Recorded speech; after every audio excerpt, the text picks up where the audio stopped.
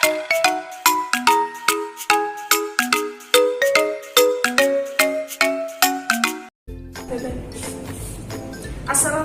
warahmatullahi wabarakatuh.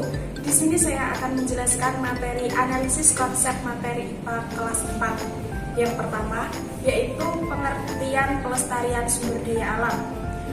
Pelestarian sumber daya alam adalah upaya pengelolaan sumber daya alam dengan tujuan mempertahankan sifat dan bentuknya.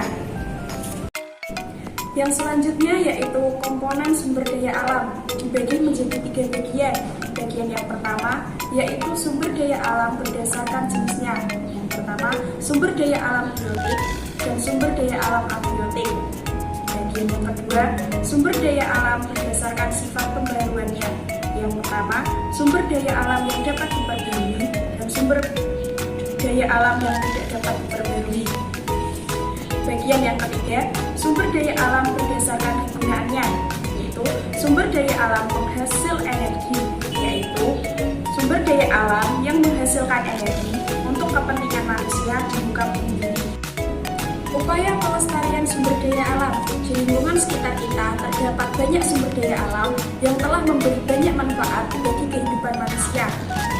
Adapun usaha untuk melestarikan sumber daya alam antara lain: yang pertama, penanaman kembali hutan-hutan yang gundul; yang kedua, menjaga kebersihan lingkungan; yang ketiga, membatasi pengambilan sumber daya alam secara berlebihan; dan yang keempat, membuat terasering pertanian di pegunungan. Yang selanjutnya yaitu bagian-bagian indera penglihatan. Yang pertama yaitu mata. Mata merupakan indera penglihatan di mana proses penglihatan dibantu oleh beberapa komponen. Adapun bagian-bagian mata diantaranya yaitu bagian mata luar dan bagian mata dalam. Adapun bagian mata luar yaitu alis mata, kelopak mata, kelenjar air mata, dan bulu mata. Dan bagian dalam mata yaitu kornea, iris atau selaput pelangi, pupil, lensa mata, retina, otot mata, dan saraf mata. Selanjutnya yaitu sifat-sifat cahaya. Sifat-sifat cahaya ada 4. Yang pertama, cahaya merambat lurus, cahaya menembus benda bening, cahaya dapat dipantulkan, dan cahaya dapat dibiaskan. Yang pertama, cahaya merambat lurus. Cahaya merambat lurus merupakan cahaya matahari yang masuk dalam ruangan tampak seperti batang putih yang lurus. Yang kedua yaitu cahaya menembus benda bening. Pada saat merambat cahaya dapat terhalang oleh suatu benda. Jika mengenai suatu benda, cahaya mengalami 3 kemungkinan: 1. Benda bening, 2. Benda tembus pandang, 3. Benda gelap. Selanjutnya yang ketiga yaitu cahaya dapat dipantulkan. Jika mengenai permukaan benda, sebagian berkas cahaya akan berbalik arah dan sebagian yang lain diserap. Yang selanjutnya yaitu cahaya dapat dibiaskan. Jika pada saat merambat terhalang benda bening, sebagian besar berkas cahaya dapat melewati benda itu. Selanjutnya yaitu penerapan sifat-sifat cahaya. Yang pertama, cahaya merambat lurus. Contohnya, lampu kendaraan seperti pada motor dan mobil saat dinyalakan berkas cahayanya akan merambat lurus. Yang kedua, contoh dari cahaya menembus benda bening. Sinar matahari yang menembus kaca jendela sehingga membuat ruangan menjadi terang. Yang selanjutnya yaitu contoh penerapan sifat cahaya dapat dipantulkan, yaitu munculnya pantulan yang serupa pada cermin datar. Ini terjadi saat kita bercermin.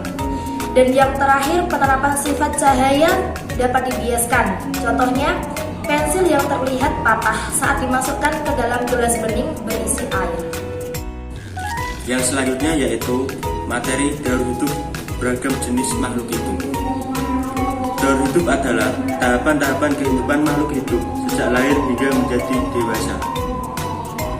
Dalam daur hidup terlihat perubahan bentuk luar yang mendasari fase perkembangan suatu individu. Yang pertama yaitu daur hidup tumbuhan. Daur hidup tumbuhan memiliki dasar hidup yang berbeda-beda. Misalnya, tumbuhan kacang hijau memiliki daur hidup yang berbeda dengan tumbuhan apel. Begitu pula tumbuhan mangga memiliki perbedaan daur hidup dengan pohon salak. Yang kedua yaitu daur hidup hewan.